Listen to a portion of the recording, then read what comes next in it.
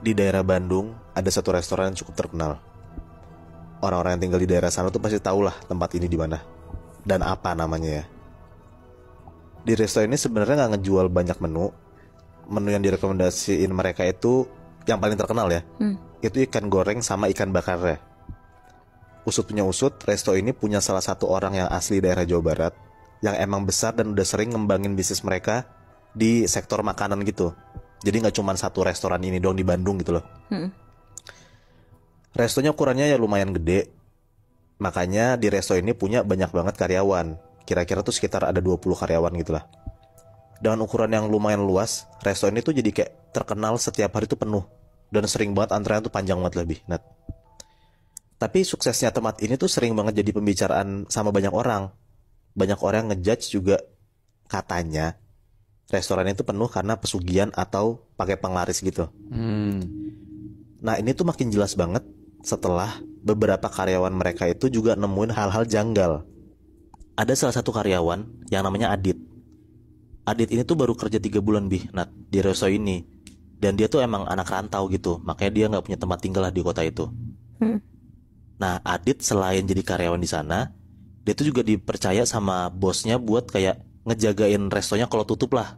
Nah makanya dia tuh kayak di-hire 2 kali gitu loh. Yang pertama jadi pelayan, yang kedua tuh jadi kayak ngejagain tempatnya. Nah makanya si bosnya ini tuh kayak ngasih satu kamar di kos-kosan deket restonya itu. Oh di dekat restorannya itu dia dikasih kayak semacam tempat tinggal. Iya kayak fasilitas gitu kali ya. Oh deket dari resto terpisah gitu kan? Iya tapi deket banget dari resto itu.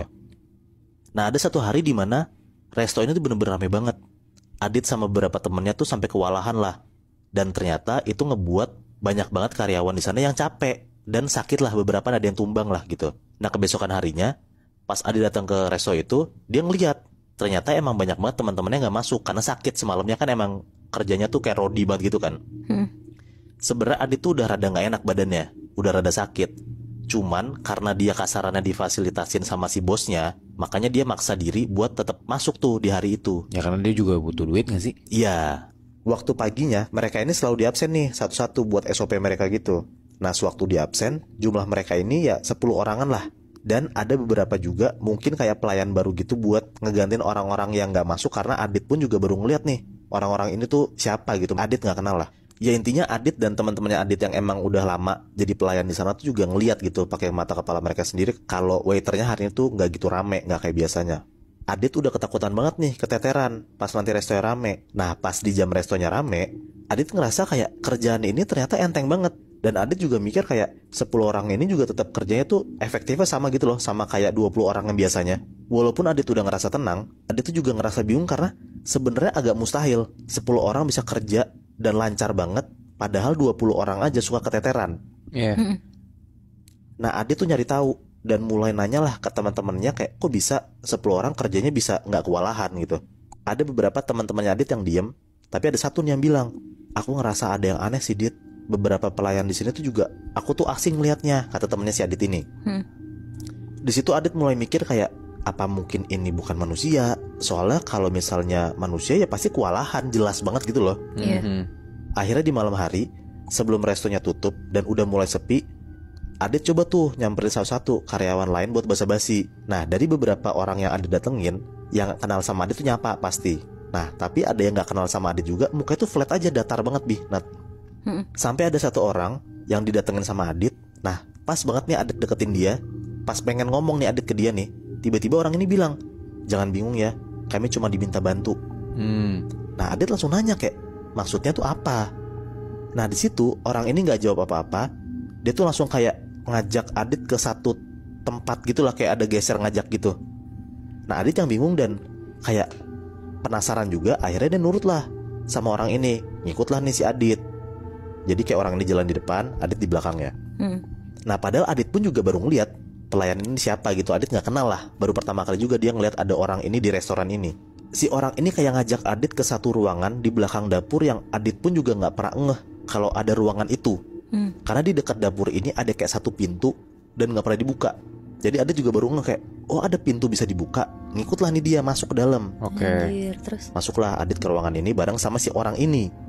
Nah ternyata pas dia buka dan dia masuk jalannya ke dalam, ternyata nih ada lorong panjang dan penyinarannya tuh cuma lilin kecil doang Bi, Nat, di setiap langkahnya dia. Oh. Adit berkali-kali nih nanya nih ke orang ini, mau kemana, ini mau kemana gitu. Tapi orang ini diem aja. Sampai Adit pun juga takut buat nanya lagi. Nah pas Adit balik badan, kayak dia tuh akhirnya takut gitulah buat ngikut masuk ke dalam. Nah Adit balik badan, orang ini tuh langsung kayak genggam kenceng banget tangannya Adit dan narik Adit buat ngikut lagi sama dia jalan lagi ke dalam gitu. Hampir kayak 1-2 menit jalan. Di setiap beberapa langkah, badan orang ini yang ada di depan Adit tuh ngerasa kayak makin gede gitu loh. Tapi tuh dia coba nahan dan dia tuh sebisa mungkin gak takut lah gitu. Sampai akhirnya nyampe nih dia ke kayak di ujung ruangan gitu, ada pintu nih di depannya. Nah si orang ini bukalah pintu ini. Nah pas si Adit lihat orang ini lagi buka pintu, muka orang yang dia ikutin ini berubah Bi, Nat.